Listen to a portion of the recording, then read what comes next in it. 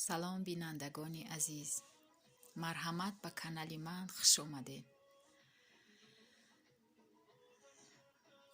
تینجی و آبادی و آرامی تاجیکستان آرزوی هر یک تاجیک است. خداوند تاجیکستان ما را از چشم دشمن نگه دارد. آمین.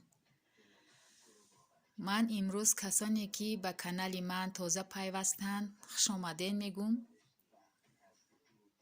و در کانال خود من نه تنها خوراکپزی بلکه دوختن و هر نمود دوختنی لباس ها و چیزهایی که به بودجه خانواده ضرور است، مفید است نشان میدهم.